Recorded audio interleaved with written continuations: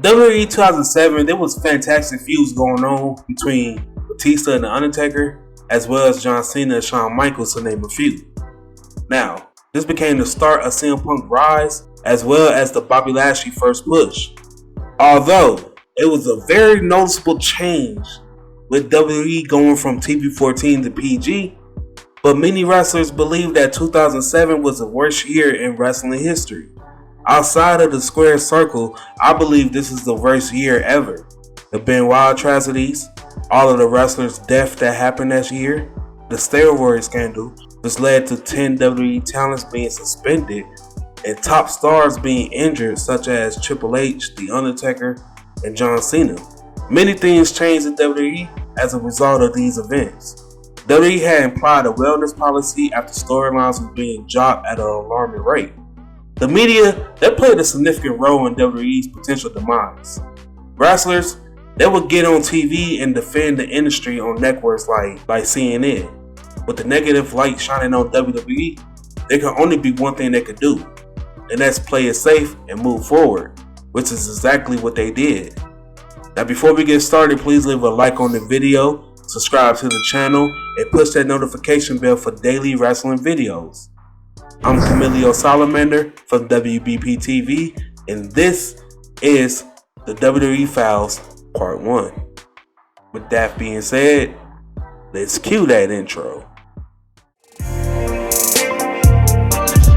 I'm a visionary, revolutionary. I'm a visionary,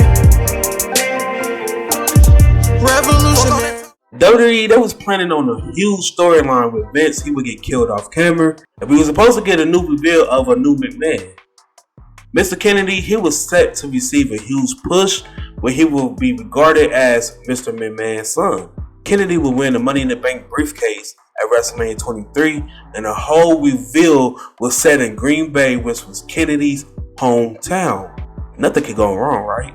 The Chris Benoit tragedy caused a lot of shit to happen. With his death, this led to WWE implying a wellness policy. If you test positive for any performance enhancement drugs, you'll be suspended for 30 days for your first offense, 60 for your second, and the third, you will be terminated. Now, after finding out the facts of Benoit's death, WWE, they vowed to never say Benoit's name again, removing him from everything.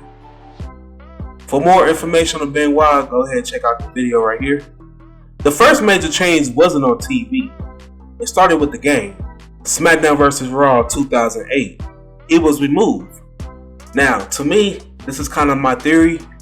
The 24/7 mode was straight ass. I don't care what you say. I believe Benoit played a major role for that storyline, but since real life events happened, he was removed, and this is what we was left with. Due to the Chris Benoit situation, a lot of wrestlers got tested and a lot of wrestlers came back positive, Mr. Kennedy being included. This will break his push entirely. WWE, they will make a mockery of the storyline and name Hornswoggle as Mr. McMahon's son. Since Mr. Kennedy was the Money in the Bank holder, they had to get the briefcase off of him. So WWE, they will put the briefcase on the next biggest heel in line, which was the Radio Superstar. Edge, he would gain a boost by winning the Money in the Bank from Mr. Kennedy on the Monday Night Raw episode, and then he would later cash it in on a bloody beaten Undertaker who needed some time off due to injury. Edge as World Heavyweight Champion was okay for his time, but the cash in was the most better part of the run. Edge, he would have feuds against Batista that was a mixture of good and bad, mostly good though, and Kane, which had led into Edge's injury that had led into him vacating the title. So, if you're kind of keeping track, that's 2 stars down, 1 push gone. The question at this point is, who on the SmackDown roster will step up? SmackDown roster is now without a main heel. WWE has a vacated World Heavyweight Championship. Who steps up? The Great Khali, that's who. So if you're keeping up, that's 2 stars down, 1 push gone, 1, what the fuck? I don't know. I just really feel like they could have went in an entirely different direction. They only needed a transitional champion anyway. They was already planning on putting the title on Batista, but they just needed a heel to put him up against. At the same time, I feel like they could have brought over a Raw heel to give it one of them, or just give it to a SmackDown babyface and eventually turn him heel. Anything would have been better than the Great Khali, but that's enough of me ranting. Now, I got a real serious question. Do you know what division got very little TV time? I'll wait. It wasn't the women's division, surprisingly. It was the cruiserweight division. At this time, Gregory Helms, he was a champion. He was holding the title for over a year. Chavo, he will eventually end his championship reign at 380 plus days. Well, the reason why is because Helms, he broke the WWE wellness policy. In 2007, Chavo also broke the wellness policy, leading to him losing the title to Hornswoggle. And that pretty much sums up the whole Cruiserweight division in 2007. But, honestly, 2007 was a good-ass year for Hornswoggle. With WWE going through their Divas era, they were literally hiring models at the time, and these models didn't really stand out in the ring. The only one that was kind of good was Candice Michelle. She was the best one on the roster at the time. Along with her winning the women's title, she also became the only woman to win the Pro Wrestler Illustrated Best Improved Wrestler of 2007. She will go on to have a 3-month title reign before dropping the title to Beth Phoenix due to injury. This will happen during the match on Raw with Michelle. She will find herself on the top rope, and Beth, she will answer by hitting the rope, causing Michelle to fall and break her collarbone in the process. Now, in my opinion, this is where I think Beth made the wrong move. She will go ahead and drag Michelle by her arm and her hair near the middle of the ring and pin her. I believe she should have just covered her where she was at to prevent more damage to the injury.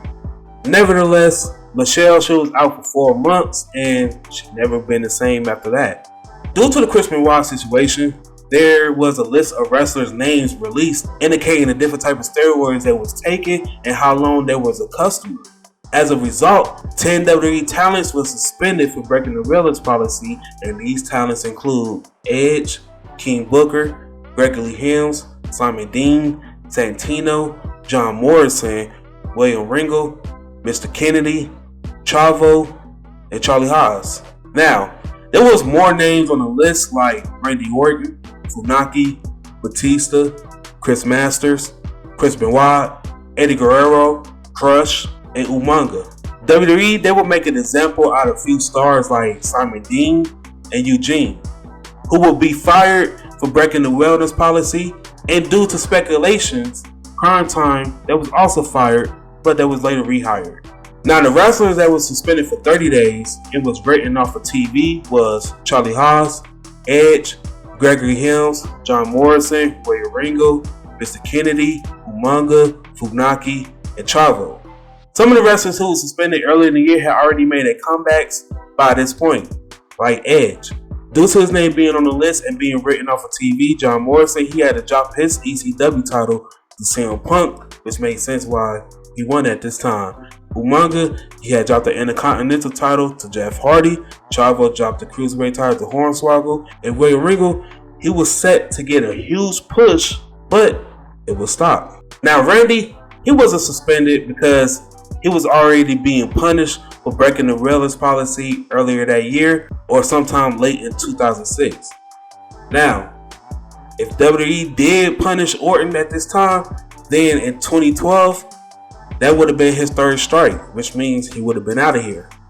Booker T, on the other hand, he was the only star to quit due to WWE trying to suspend him for 60 days because they believe he broke the policy earlier that year as well. Booker, he would walk out the company and he would join TNA shortly after. Now, Ric Flair, he wanted to quit around this time, so Vince, he would set up an angle with Flair. He would go on a losing streak, and then the next match that he would lose, he would be forced to retire, which led into the WrestleMania 24 match against Shawn Michaels. The media was on WWE ass at this time, especially with so many wrestlers have been dying the last couple of years due to overdosing or heart failure. Now, I'm going to try to squeeze out the good that happened in 2007. WrestleMania 23, it was okay, but the best matches on that show was The Undertaker versus Batista, Shawn Michaels versus John Cena, also the Money in the Bank ladder match. The whole John Cena title reign during this year, that was good. He had some good feuds with Umaga, HBK. He even pulled off a decent match with the Great Khali. At this time, nobody could get a decent match with the Great Khali. He even had an underrated feud with Bobby Lashley. And some people argue that Cena don't put talent over. Please. But Lashley, he was pretty much over in my opinion. He would even go on to have a huge match against Umaga with the Battle of the Billionaires. John Cena would end up coming down with an injury and he would have to vacate his title as a result. Triple H, he would also go down, and this had caused WWE to go in a whole new different direction with all of these injuries they was facing. Now the feud between Undertaker and Batista, that was the feud of the year. And who can't forget the Undertaker coming in and winning the whole Royal Rumble? This was back then when I looked forward to pay-per-views like No Mercy, Armageddon, Vengeance, and Backlash. Most pay-per-views that year was headlined by either Batista or John Cena. In 2007, we also got the return of Chris Jericho in the beginning of the Jeff Hardy push. And to end that year off, we got Randy winning his first WWE title, marking the beginning of a new era. What do you guys think? Did the outside events overshadow the good of 2007? Let us know in the comment section below. Don't forget to leave a like on the video, subscribe to the channel, and push that notification bell for daily uploads. I'm Camillio Salamander, signing off. Until the next one. I started with nothing and came out a king. I've been the one that's been ballin' for rings. It's been me and my team and we chasing the green. My team be the shit, we ain't ballin' for free. My team be the shit, we ain't ballin' for free.